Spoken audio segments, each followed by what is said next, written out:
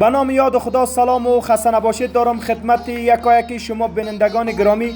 امید جور و صحتمند و سرحال باشین. بازم شاهینشاه زمانی هستم از افغان هاوس در خدمت شما قرار گرفتیم.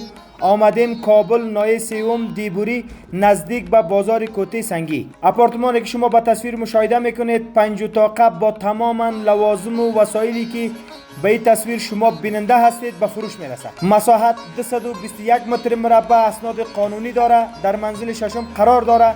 5 اتاق، 4 تشناب، 1 آشپزخانه. سهولت ها و امکاناتی که این آپارتمان دارا می باشد: لیفت تحت کار، مرکز گرمی، پارکینگ، آب شیرین، متر برق مستقل و سیستم کامره های امنیتی را این آپارتمان دارا می باشد. قیمت فی متر مربع $500 امریکایی با اندک جرامت به نرخ روز به افغانی معامله می شود.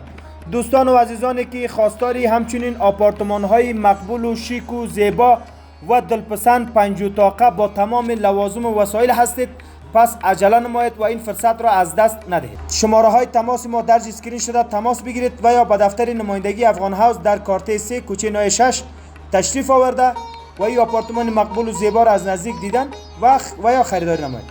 تا برنامه بعدی و تا ثبت بعدی شما را به الله یکتا و بی‌نیاز میسپارم. الله یار و مددگارتان. ویډیو را تا آخر بیننده باشید. یو ځانګړې موقع د هغو کسانو لپاره چې غواړي د کابل ښار په بهترینه موقعیت دریمه ناحیه دیبوري کې 15 اتاقه لوکسه او ډیکور شوی اپارتمان ولري. سلامونه او نیکې هیلې ښه راغلاست وایو یو ځل بیا تاسو ته د افغان هاوس آنلاین رهنما ته.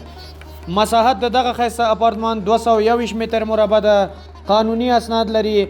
قیمت د فی متر مربع $500 سره د جوړ آمد. 15 اتاق، 4 تشناب، 1 آشپزخانه لري. په شپږم منزل کې موقعیت لري.